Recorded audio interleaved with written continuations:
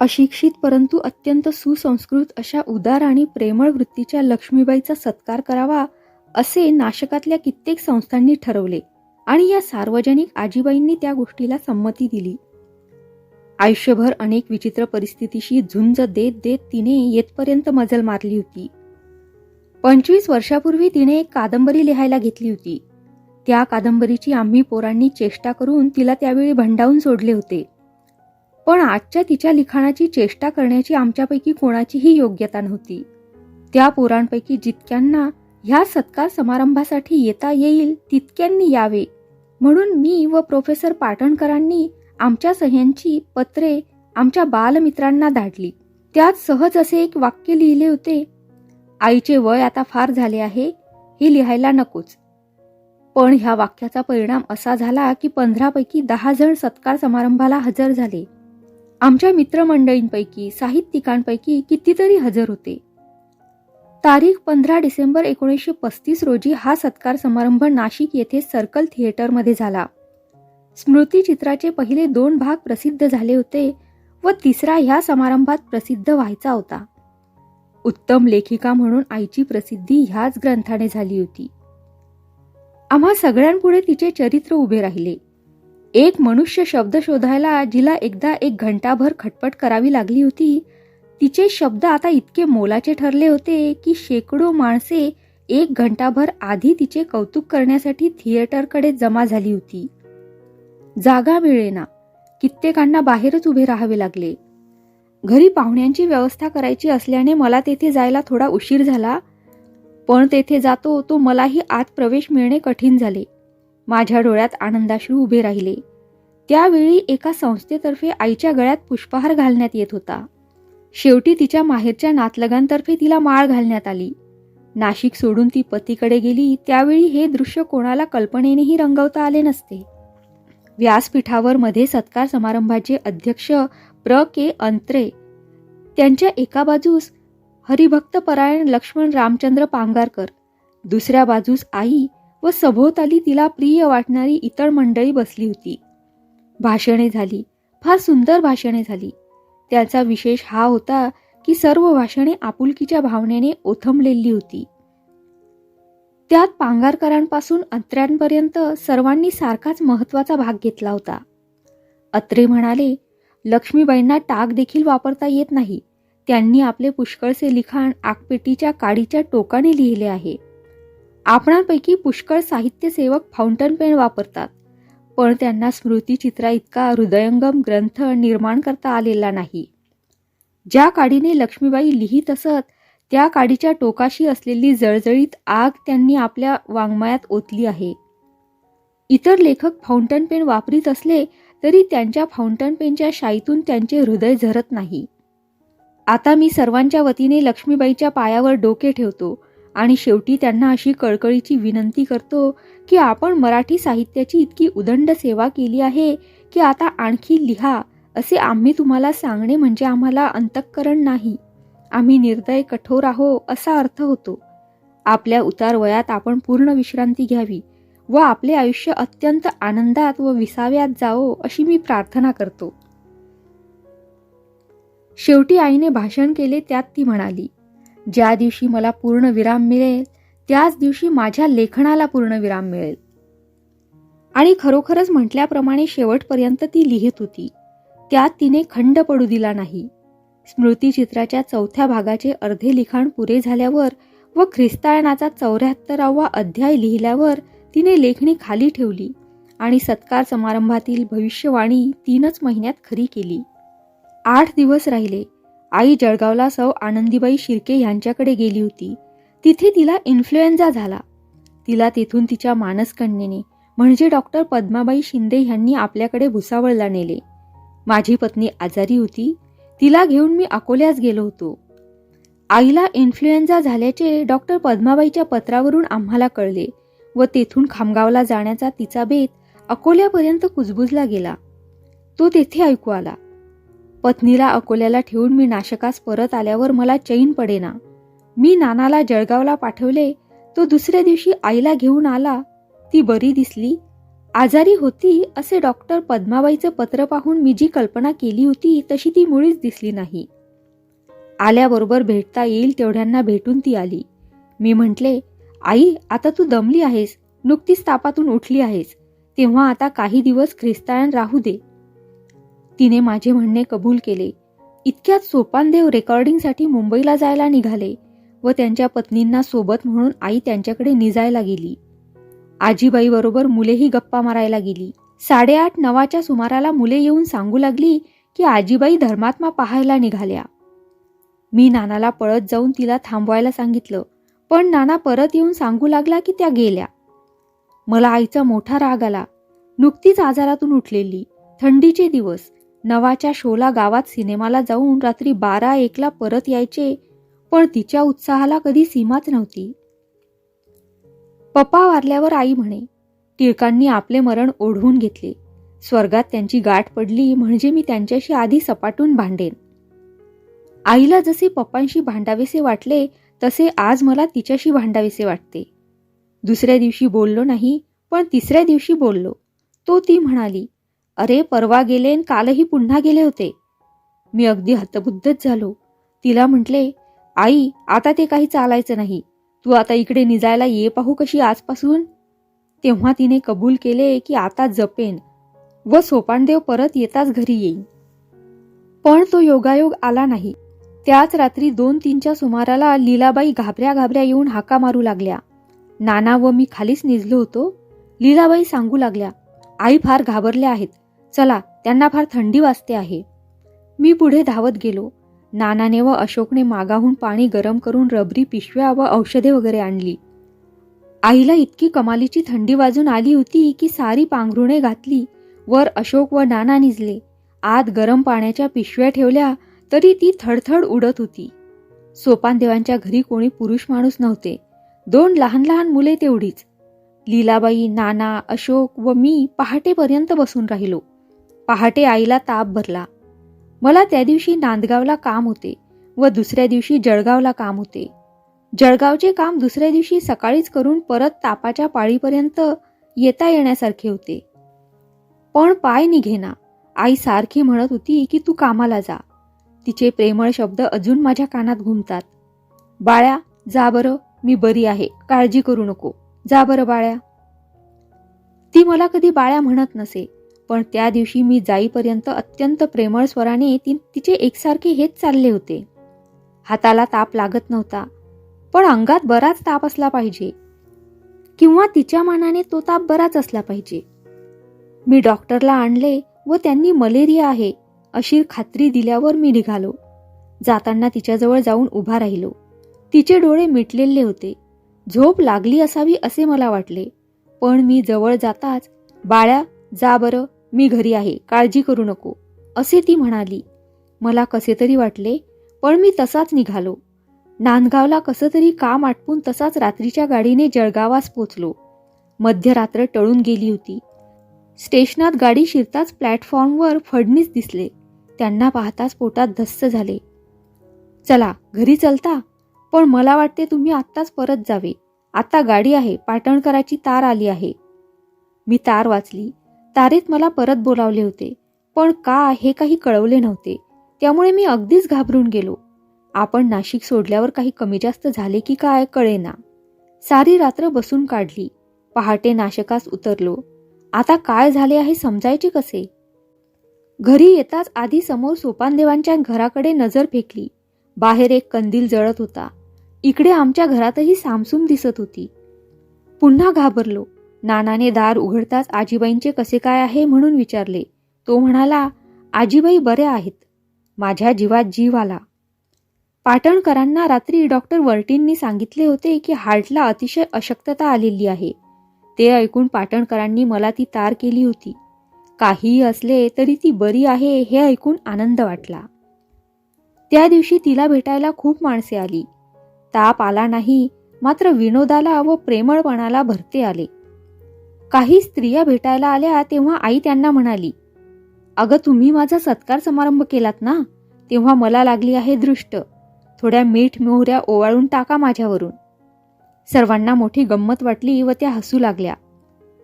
तिचे पोट आता अतिशय दुखू लागले, तरी ती दुसऱ्यांना हसवीत होती व त्यामुळे आम्हाला सर्वांना मोठा धीर येत होता.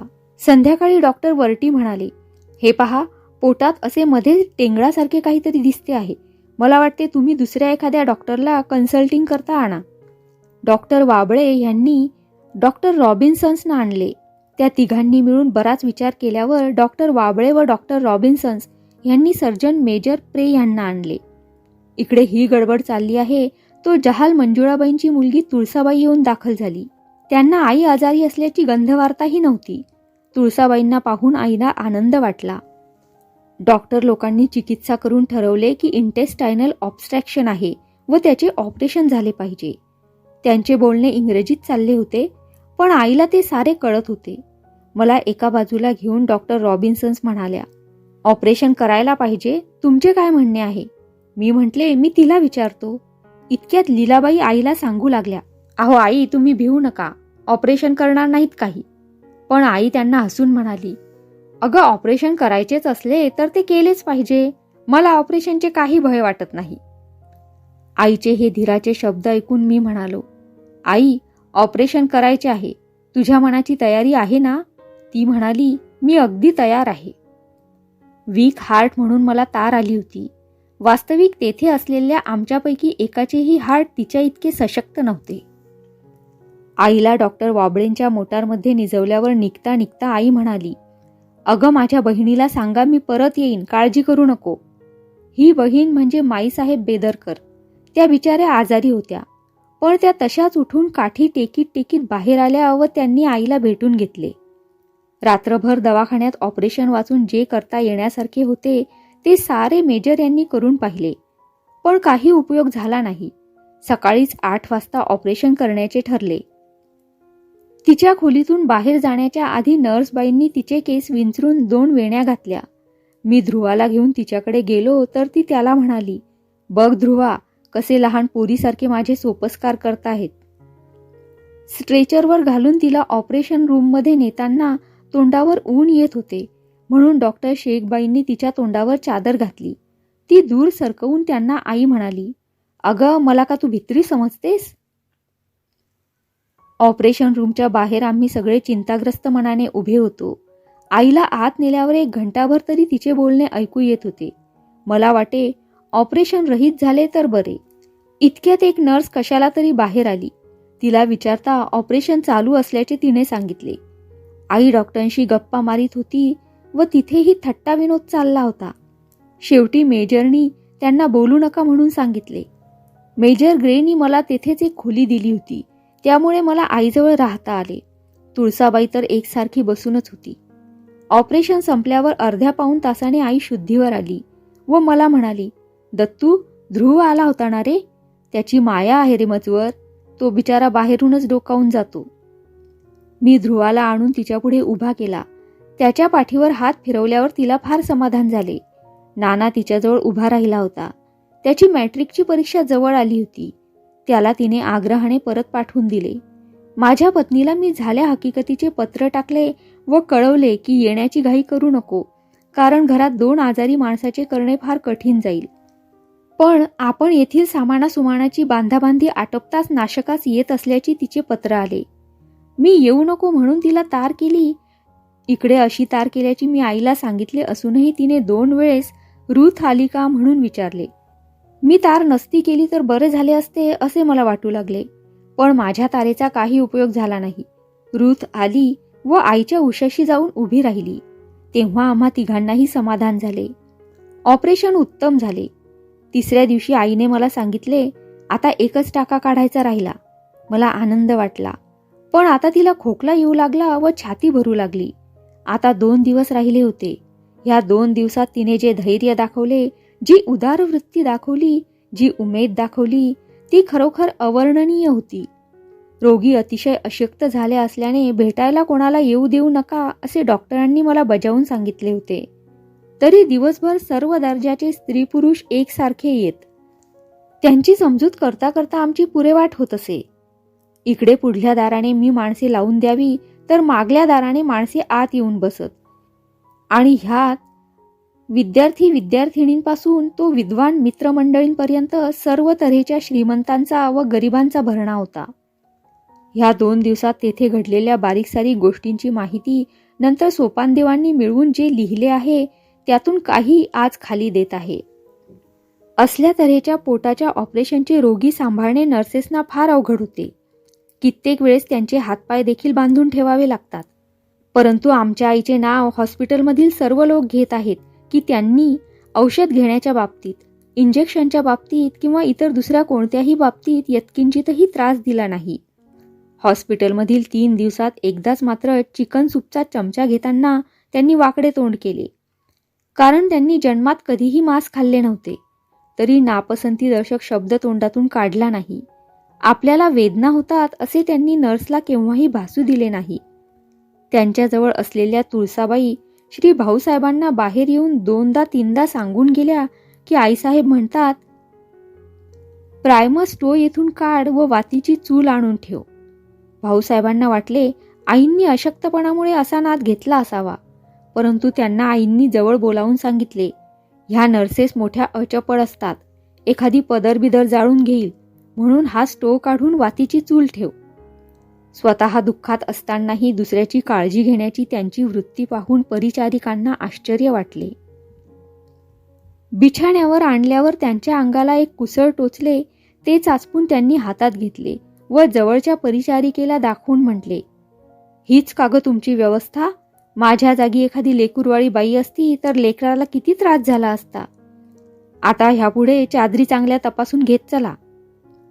ही गोष्ट सांगताना परिचारिका डोळ्यात पाणी आणून म्हणाल्या, असा आपलेपणाने आम्हाला कोणी उपदेश केला नव्हता. एका खाजगी परिचारिकेचे थर्मामीटर फुटलेले आईने पाहिले. त्यांनी लागलीच भाऊसाहेबांना आपल्याजवळ बोलावून सांगितले, बिचारीचा थर्मामीटर फुटला आहे, तो तिला विकत घेऊन दे. तुला खर्चाला पैसे हवे असतील तर माझ्या कपाटामध्ये डेली लाईट पुस्तकाच्या पोटात पैसे आहेत, ते घे. आपल्या काही आशा अपुऱ्या राहिल्या आहेत अशी त्यांनी मुळीच दाखवले नाही. मरणाचे त्यांना भय वाटत नव्हते. मात्र आपले थोडेसे काम व्हायचे उरले आहे असे त्यांना वाटत असावे. कारण त्या एका परिचारिकेला म्हणाल्या, माझी भाकर तव्यावर भाजून झाली, आता फक्त विस्तवावर शेकायची राहिली आहे. ह्याकरता ती शेकावीशी वाटते.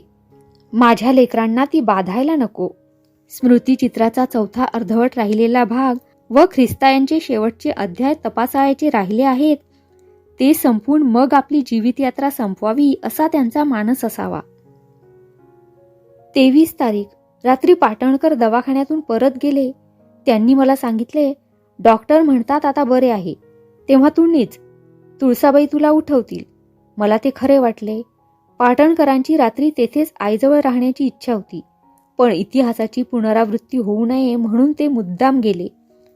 पप्पांच्या मृत्यूच्या आदल्या रात्री पाटणकरच त्यांच्याजवळ होते व ह्या वेळेस मुद्दाम जाणून बुजून तो प्रसंग टाळला म्हणून, नाहीतर ह्याही वेळेस तेच आईजवळ रात्री बसले असते. मला मोठे समाधान वाटले. मी समाधानाने जाऊन निजलो. पाटणकर व रूथ मी निजल्यावर केव्हा गेली कोणास ठाऊक, पण फार वेळ झाला नसेल. मध्यरात्र टळून गेल्यावर तुळसाबाईंनी येऊन मला उठवले. भाऊ चला, आई बोलावतात. 12:50 झाली होती. आईने मजकडे पाहिले नाही, कोणाकडेच पाहिले नाही. तिला झोप लागत होती. तिचे डोळे मिटलेले होते. तोंडावर समाधान पूर्णपणे विलसलेले होते. मृत्यू छायेच्या खिंडीतून ती चालली होती, तरी मृत्यू तिच्यावर परिणाम करीत असलेला दिसत नव्हता. तुळसाबाई हंबरडा फोडण्याच्या बेतात होत्या. मी त्यांना बाहेर लोटले. इतक्या समाधानाने चाललेल्या प्रवाशाला आपल्या रडण्या ओरडण्याने दुःखाची झळ मला लागू द्यायची नव्हती. मला रडू आवरेना. पण तो प्रसंग अत्यंत धैर्याने व आईच्या स्वतःच्या वृत्तीला शोभेल अशा रीतीने पार पाडायचा होता.